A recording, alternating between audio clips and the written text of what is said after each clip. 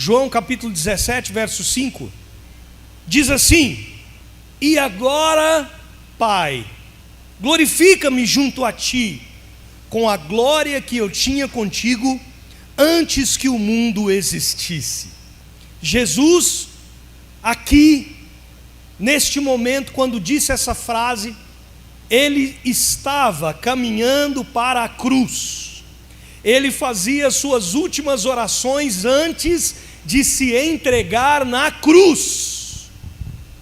Quando ele vê que chegou o momento, que tudo havia se completado, que naquele momento ele iria ser entregue na cruz, ele então começa a fazer essa oração.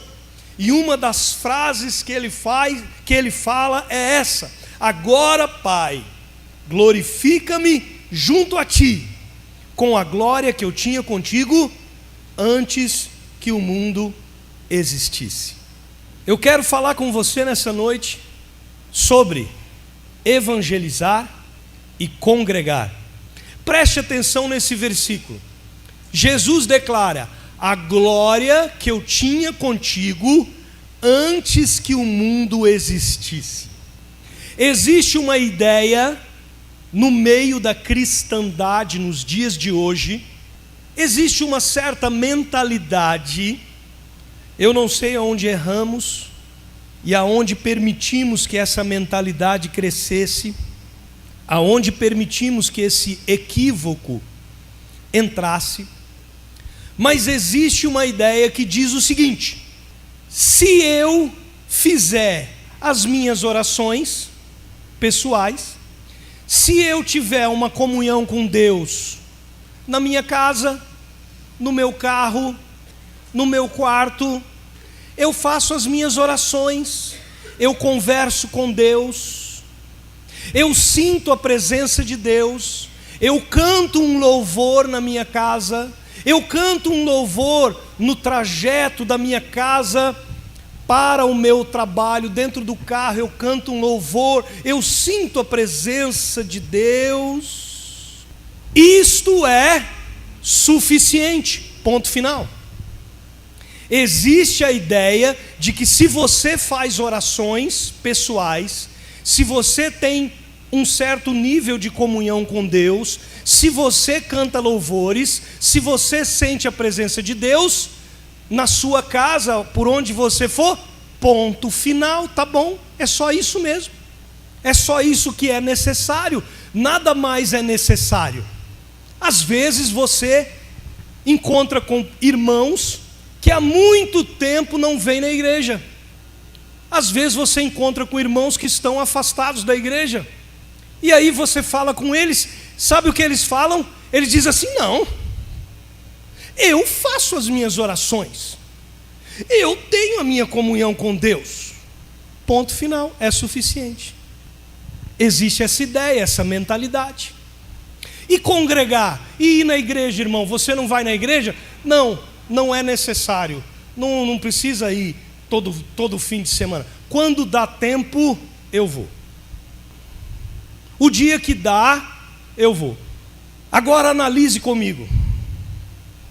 Jesus estava na glória, ele falava com Deus muito mais do que eu ou você podemos falar, sim ou não? Ele não falava com Deus somente em intimidade, ele falava em uma intimidade gloriosa, em uma intimidade perfeita.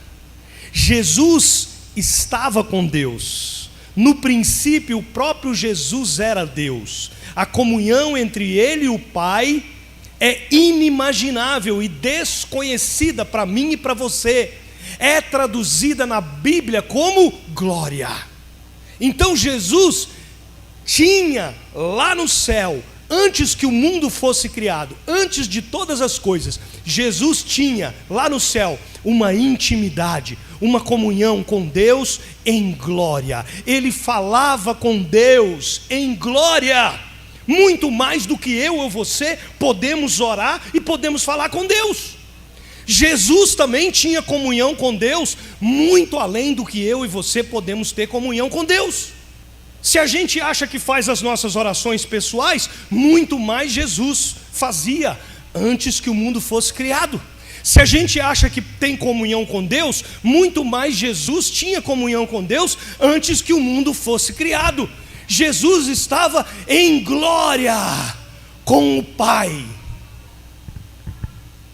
No entanto, ao contrário do que muitos de nós pensam, isto não foi suficiente. Todas as orações, falar com Deus face a face, estar em Deus em glória, ter comunhão e ter intimidade com Deus em glória, não foi suficiente para Jesus. Não foi suficiente. Tanto não foi suficiente que Jesus saiu da sua glória e veio. Desceu. Ele se esvaziou da sua divindade, assumiu a forma de homem e veio, desceu, ele veio para cá. O que Jesus veio fazer aqui? É claro que Jesus veio se entregar na cruz por mim e por você, mas eu quero evidenciar duas coisas que Jesus veio fazer aqui: evangelizar e congregar. Jesus veio evangelizar, Edileuza, veio nos anunciar o reino de Deus. Jesus veio congregar, Jesus veio estar conosco. E aí veja, Jesus veio evangelizar para quem não queria ouvir. Jesus veio evangelizar e a palavra dele foi rejeitada.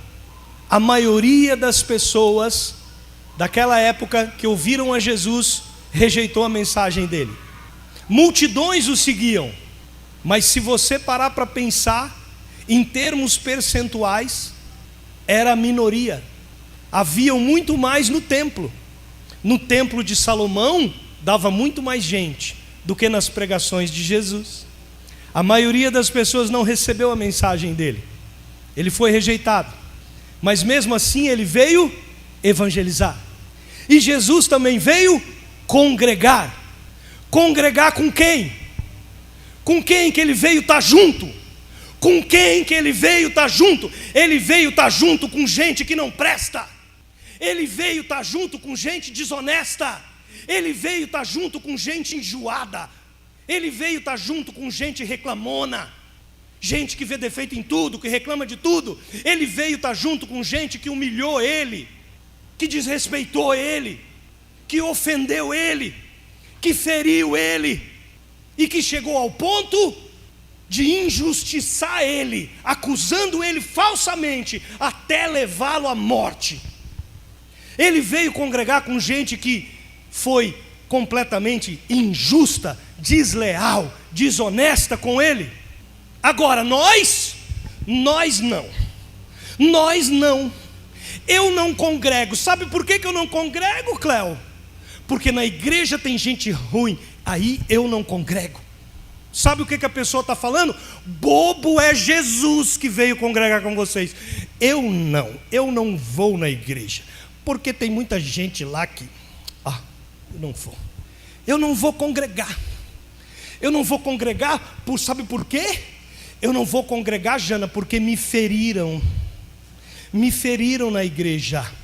Sabe o que a pessoa está dizendo? Bobo é Jesus que deixou ferir ele. Eu não aceito ser ferido. Bobo é Jesus que deixou ferir ele. Eu não aceito ser ofendido. Ofenderam Jesus. Bobo é Jesus que deixou. Eu não aceito ser ofendido, porque eu fui exposto naquela igreja. Eles me expuseram. Eu passei vergonha lá. Eu não aceito. Eu não congrego mais. Não vou mais congregar. Bobo é Jesus que veio congregar conosco, né? Agora nós somos muito bons para congregar. Bobo é Jesus que veio congregar conosco. Bobo é Jesus que largou a glória para vir para cá. Eu não largo nenhuma festinha no domingo para ir na igreja. Eu prefiro numa festinha. Bobo é Jesus que largou a glória do Pai. Eu não largo nem o futebol para ir na igreja. Não largo. Às vezes é final, né? meu time está chegando lá. Bobo é Jesus, que veio para botarem uma coroa de espinho na cabeça dele. Eu, se tiver com dor de cabeça, não vou no culto. Eu não vou congregar. Bobo é Jesus, que orava a noite inteira para de manhã cedo evangelizar e as pessoas sentirem a presença de Deus. Eu e você não temos tempo, somos muito ocupados para orar. Às vezes a gente até se esforça para evangelizar, mas as pessoas não sentem a presença de Deus. Parece que não toca, né? A gente até tenta falar, aí a gente fala 1, 2, 3, mas parece que não toca muito, a gente meio que desanima de falar. Jesus veio para evangelizar e para congregar. Quem é você para achar que não precisa evangelizar e não precisa congregar? Que tipo de cristianismo você pensa que está vivendo? Saia dessa ilusão. Isso não é cristianismo, tá? Deixa eu falar uma verdade para você. Cristianismo envolve dedicação, envolve renúncia, consagração, santificação, envolve evangelizar e envolve congregar. Sabe por que envolve evangelizar e congregar? Sabe por que Deus não admite que você e eu venhamos a viver uma vida cristã sem evangelizar e sem congregar? Sabe por que não? Porque Jesus tinha tudo, Ele estava muito bem, mas Ele veio nos resgatar e dividir conosco o que era dele. Quem é você? Você pensa que porque você foi salvo, você está muito bem? E as pessoas que estão ao seu lado e não são salvas ainda? Se Jesus se importou com o mais fraco, quem é você para pensar que você tem o direito de dizer assim: eu sou salvo, então está tudo bem, as outras pessoas que se virem?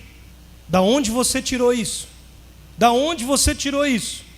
Se Jesus largou a glória dele para ir atrás dos perdidos, você pensa que você não precisa largar o seu conforto, o conforto da sua salvação, para ir atrás dos perdidos? É claro que você precisa. Sabe por que você precisa congregar? Porque Jesus largou o conforto dele, da glória do Pai, para vir conviver conosco. E Jesus dizia assim: até quando vos sofrerei? Ele veio sofrer a nossa maldade de coração, a nossa chatice, as nossas reclamações, as nossas neuras, as nossas loucuras. Jesus veio sofrer, cada um de nós.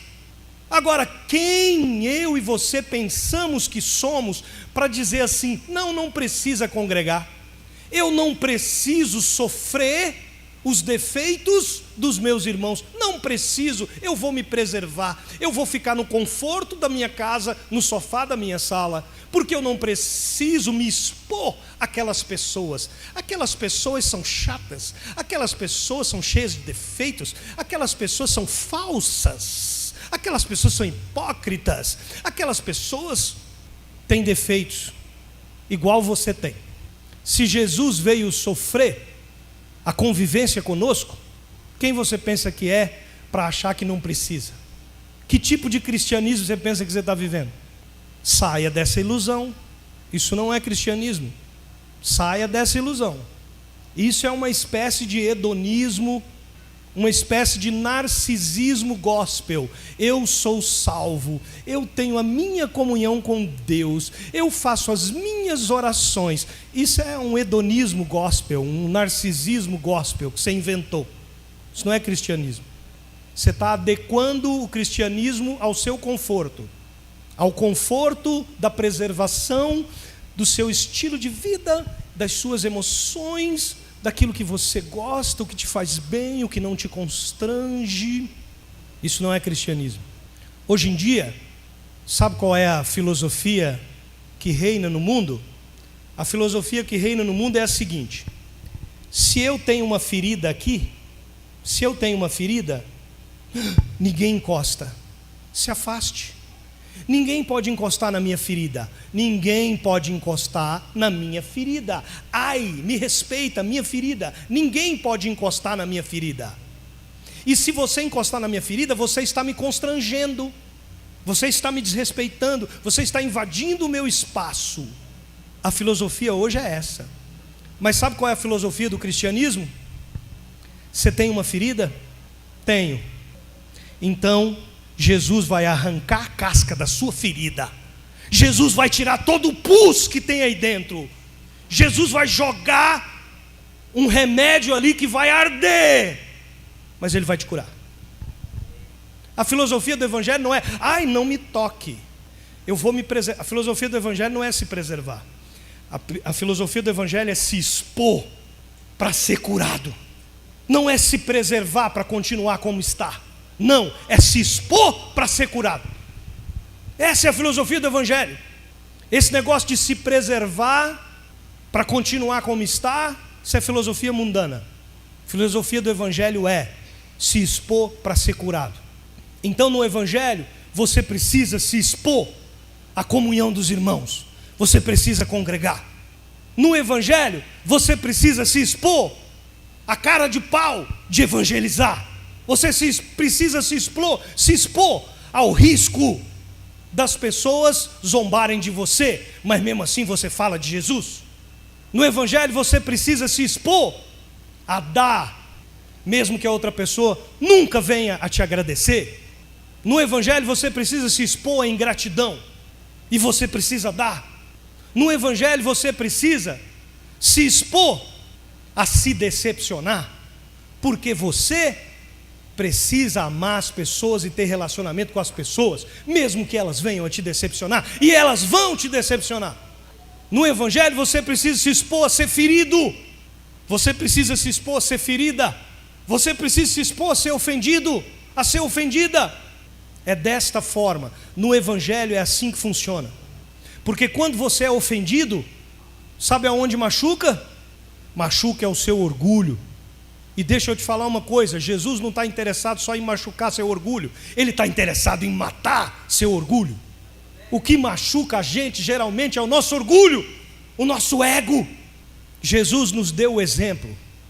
Ele não se preservou em nada, Ele se expôs completamente, até a morte.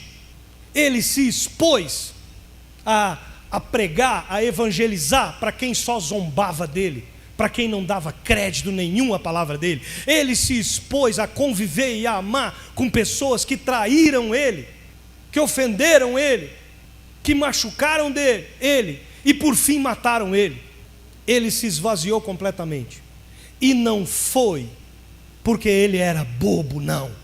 Ele sabia muito bem o que ele estava fazendo e fez como um exemplo para mim e para você, que temos a ousadia de nos intitular como cristãos. Se você tem essa santa ousadia de crer que você é crente em Cristo Jesus, você faz muito bem, mas saiba que o seu exemplo é Jesus. E não é só para você se aproveitar do amor dele para ser perdoado, não. Sim, você pode se aproveitar do amor dele para ser perdoado, tantas vezes quantas você quiser. Aliás, quiser não é a palavra correta. Tantas vezes quantas você precisar. Faço votos que você não queira ficar pecando, porque se você quiser ficar pecando, você ainda não está muito bem convertido. Então, o certo é dizer, o amor de Jesus está sim à disposição para te perdoar tantas vezes quantas você precisar.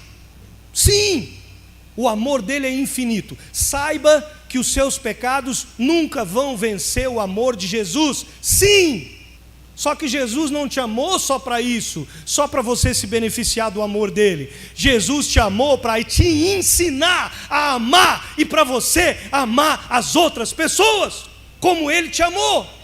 E amar outras pessoas como ele te amou significa ser honesto, significa ser correto, significa não adulterar. Sim, porque se Jesus me amou, e o meu exemplo de Jesus me obriga a amar minha esposa, por consequência eu não adultero. Entenderam ou não? O amor de Jesus também nos ensina a não nos prostituirmos. Porque se um jovem respeita a outra irmã em Cristo, ele não quer se aproveitar dela, ele quer tratar ela com honra, com respeito. Sim ou não? Está entendendo? O amor de Jesus envolve todas as áreas da nossa vida: honestidade, caráter, correção, santificação, na área financeira, na área sexual, na família, em todas as áreas. Então, irmãos, preste atenção. Eu sou adepto da hipergraça. Sou. Porque eu creio que a graça é hiper mesmo. E eu não posso colocar limites na graça de Deus. Só que eu também tenho consciência que eu não fui amado só para me aproveitar daquele amor. Eu não fui amado de maneira hiper só para me aproveitar do amor de Jesus, não. Eu tenho consciência que eu fui amado para devolver esse amor a outras pessoas, ao meu próximo. E isto envolve respeito, santificação, separação, correção. Estão me entendendo? A graça é hiper mesmo, e conduz a uma hiper santificação. Jesus saiu do conforto da sua glória, e ele veio evangelizar e veio congregar. Você precisa entender isso. Você precisa sair do seu conforto para evangelizar e para congregar. E você precisa amar as pessoas, amar os que ainda não são crentes e amar os que já são crentes. Amar os que ainda não são crentes, evangelizando. Amar os que já são crentes, congregando.